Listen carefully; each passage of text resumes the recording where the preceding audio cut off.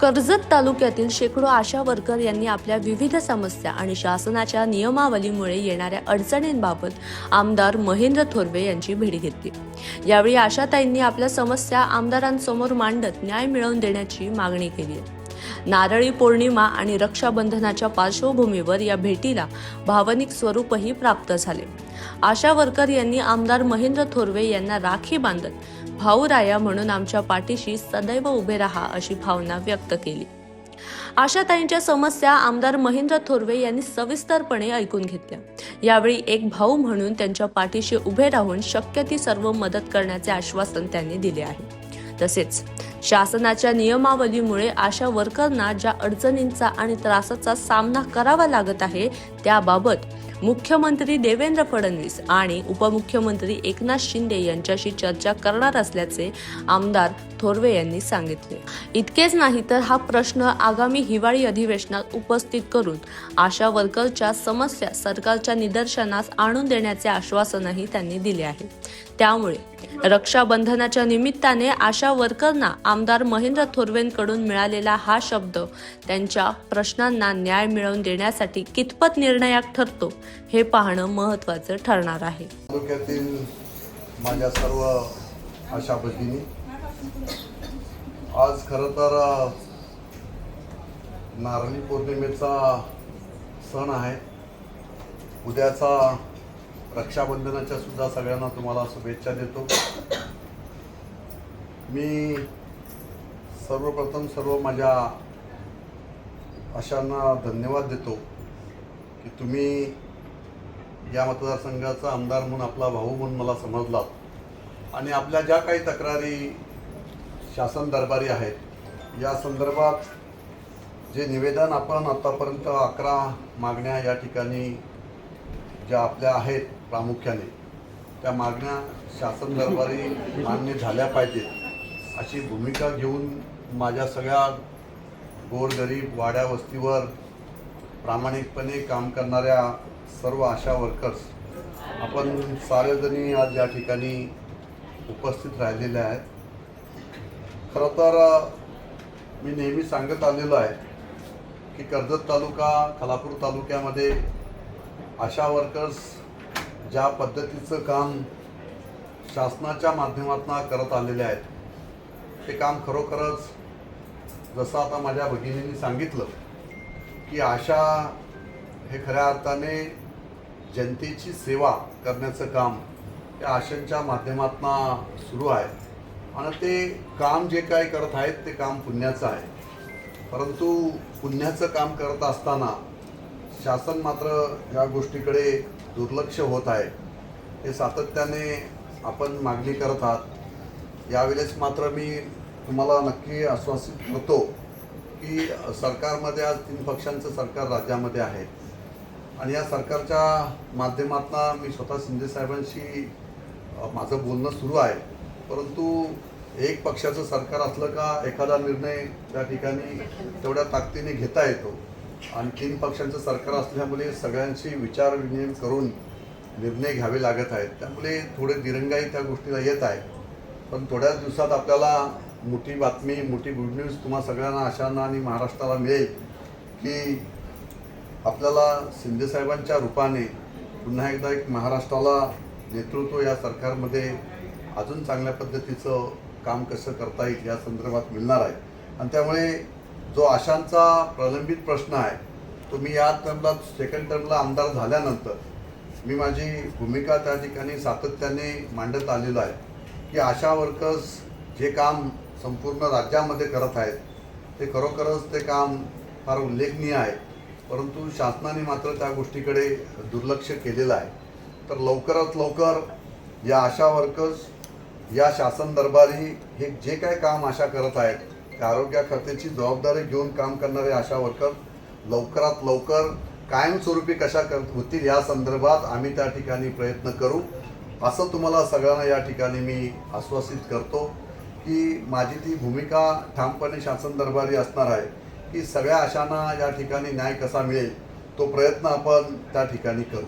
मी सातत्याने तुम्हाला सांगत आलेलो आहे की मी शिंदे साहेबांना या संदर्भात माहिती दिलेली आहे की अनेक आपण धाडसी निर्णय या राज्य सरकारच्या माध्यमातून त्या ठिकाणी घेण्यात आलेले आहेत, परंतु जे काम कोविडमध्ये आशांनी केलेलं आहे त्यावेळेस कोणीही त्या ठिकाणी पुढे येत नव्हतं, परंतु आशा माझ्या पुढे आल्या आणि त्यांनी ही जबाबदारी स्वीकारून जे काम आशांनी केलं ते खरोखरच उल्लेखनीय आहे. परंतु आज कोविड जाऊन बरेच वर्ष आता उलटली तरीसुद्धा आशांना त्या ठिकाणी न्याय मिळत नाही किंवा न्याय मागणीसाठी पुन्हा पुन्हा संघर्ष करावा लागत आहे. ही खरोखरच माझ्यासाठी लोकप्रतिनिधी म्हणून आमच्या सगळ्यांसाठी ती दुःखदायक गोष्ट आहे आणि म्हणून या आशा वर्कर्सना लवकर न्याय मिळावा यासाठी आपण शासन दरबारी प्रयत्न सुरू केलेले आहेत. मला पूर्णपणे विश्वास आहे की लवकरात लवकर महाराष्ट्रामधील असणाऱ्या सगळ्या आशा वर्कर या कायमस्वरूपी शासन दरबारी असणाऱ्या मागण्या आपल्या ज्या राज्य शासनाच्याकडे आहेत त्या मागण्यासंदर्भात आपण पाठपुरावा नक्कीच या ठिकाणी मी करेल. मी आता पहिले आरोग्यमंत्र्यांची भेट घेऊन त्यांनासुद्धा अशांसंदर्भात जे काही आपले आरोग्य खात्याकडनं दुर्लक्षितपणा चाललेला आहे या संदर्भात सुद्धा मी आता मागच्या वेळेला तुम्हाला माहिती असेल माझ्यामध्ये 5-6 आशा त्या ठिकाणी उपस्थित होत्या की मी आरोग्यमंत्र्यांची PS ना आपल्या उपजिल्हा रुग्णालयात व्हिजिटसाठी बोलवलेलं होतं. याची माहिती तुम्हाला मिळाली असेल ना. मी त्यावेळेस पूर्णपणे तिथे असणाऱ्या सगळ्या म्हणजे नर्स असतील, डॉक्टर असतील, या सगळ्यांचं कशा पद्धतीने उपजिल्हा रुग्णालय आपण चालवावं. 50 बेडचं हॉस्पिटल कर्जतमध्ये त्या ठिकाणी उपलब्ध असताना जर आपण त्याचं रजिस्टर त्या ठिकाणी चेक केलं तर फक्त 15 ते 20 पेशंट आतापर्यंत त्या ठिकाणी ॲडमिट दाखवले जातात. 50 बेडचं हॉस्पिटल आहे आपल्याकडे. आम्ही मागणी करतोय की कर्जतलं हॉस्पिटल 100 बेडचं आलं पाहिजे. 50 बेडचं हॉस्पिटल आहे ते सुद्धा व्यवस्थितपणे त्या ठिकाणी चालवलं जात नाही आणि म्हणून काल आरोग्यमंत्र्यांशी सुद्धा मी पुन्हा एकदा त्यांची भेट घेतली आणि आमचे अभिषेक सुर्वेपासून सगळेच लोक त्या ठिकाणी उपस्थित होते. तर आपण आरोग्यमंत्र्यांकडनं त्या ठिकाणी उपजिल्हा रुग्णालयाची नव्याने आपण त्या नूतनीकरण त्या ठिकाणी करणार आहोत. त्यासाठी लागणारा स्टाफ असेल, डॉक्टर्स असतील, यांची सगळ्यांची आपण नव्याने जे लागतील तेवढे आपला स्टाफ आपण त्या ठिकाणी मागवणार आहोत आणि मग आपलं रुग्णालय जे आहे जे आता उल्हासनगरला जाऊन जसं आता ताईंनी सांगितलं की आपल्याला डिलिव्हरी पेशंटला आपल्याला इथनं घेऊन उल्हासनगरला जावं लागतं. माझ्या मते तरी आपल्या उपजिल्हा रुग्णालयामध्ये एकही पेशंट डिलिव्हरीसाठी उल्हासनगरला जाता कामा नये अशा पद्धतीचं आपण काम काळामध्ये या सर्व आशांच्या माध्यमातून आपण एकत्रपणे त्या ठिकाणी करूया.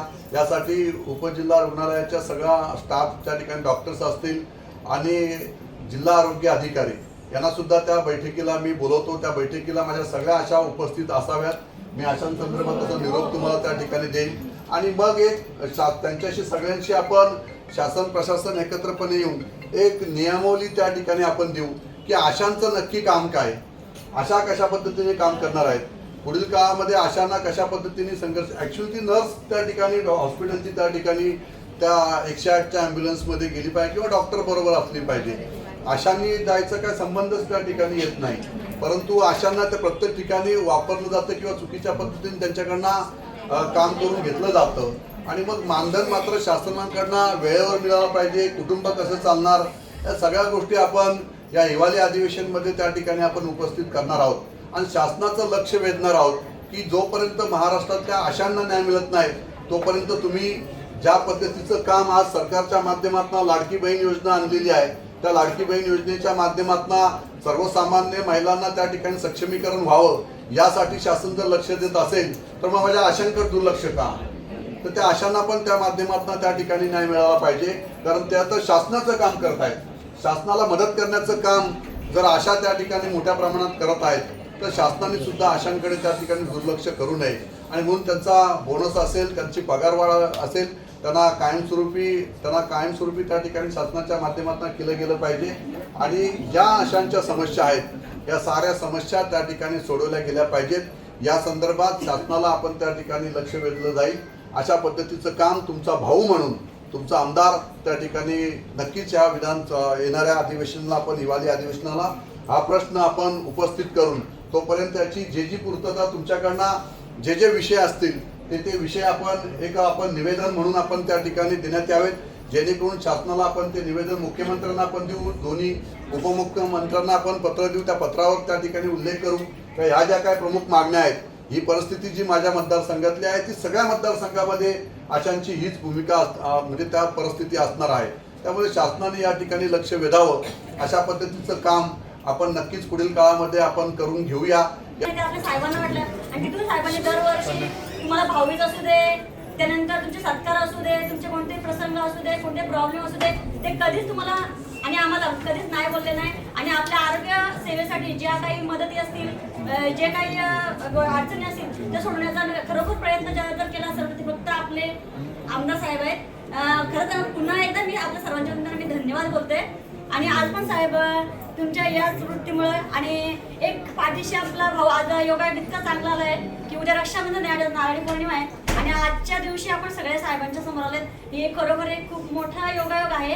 कारण आपले भाऊ तर आहेतच आपल्याला, कारण ते तर आहेत, परंतु इथं जर आपल्यावर प्रसंग आला तर आपल्या पाठीशी राहणारा खंबीर भाऊ म्हणजे आपले शेठ. आणि मी अतिशय नाहीये, हे तुम्हाला पण माहिती आहे आणि मला पण माहिती आहे. आणि साहेब याच अनुषंगाने आमच्या आशा वर्करांनी आज ज्या प्रकारे मी मागे आमचा विषय तुमच्यापर्यंत मांडला, त्याच प्रकारे आज या आशा वर्कर देखील त्यांचे विचार, त्यांचे जे काही अडचणी तुमच्यापर्यंत मांडण्याचा ते प्रयत्न करतात. आणि खरोखर साहेब मी त्या दिवशी पण उल्लेख केला की 2007 पासून आशा सेविका ही जी स्कीम चालू आहे आणि त्याच्यानंतर त्या स्कीमवरती आम्हाला काम करण्याची संधी मिळाली. आणि मी सांगू इच्छिते साहेब, अजिबात मानधन आम्हाला खरोखर सांगते संसार चालत येईल इतकं देखील आम्हाला मानधन नाही आहे. तरी देखील एक समाजाचं बांधिलकी किंवा समाजसेवा करण्याचा एक उद्देश या दृष्टीने रात्रंदिवस म्हणजे आम्ही 24 घंटे म्हणजे 24 घंटे आम्ही कार्यरत आहेत असं बोललं तरी पण ती पण अतिशयोक्ती नाही आहे. कारण रात्रीचे 2 वाजता जरी पेशंट आला तरी माझ्या आशा वर्कर त्यांच्याबरोबर जातात, म्हणजे जातातच. ते असा विचार करत नाही माझ्या फॅमिलीला सोडून का त्यांच्याबरोबर जाऊ. इतकं सुंदर कार्य त्या करतात.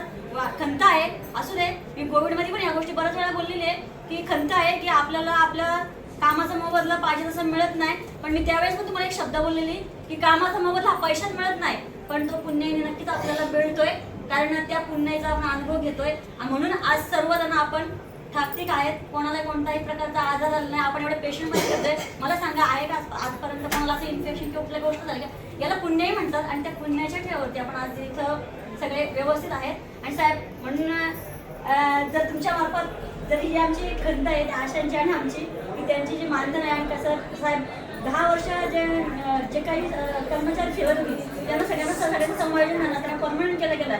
परंतु आमची एक अशी स्कीम राहिली आशा आणि गटप्रवर्तक की त्यांचा काही उल्लेख केला गेला नाही, त्यांना कोणत्याही फॅसिलिटी दिल्या नाही आणि त्यांना समायोजन पण केलं नाही आणि परमनंट पण केलं नाही. ही खंत तुमच्यावरनं मांडण्यासाठी आज सगळे एवढे उपस्थित आहेत. आणि मला खरंच शाश्वत आहे की साहेब आपले सगळे जे आहेत तुमच्या अडचणी आहेत, आमच्या अडचणी आहेत, त्या नक्कीच शासनापर्यंत मांडतील आणि आपल्याला न्याय मिळतील. एवढे बोलण्याचे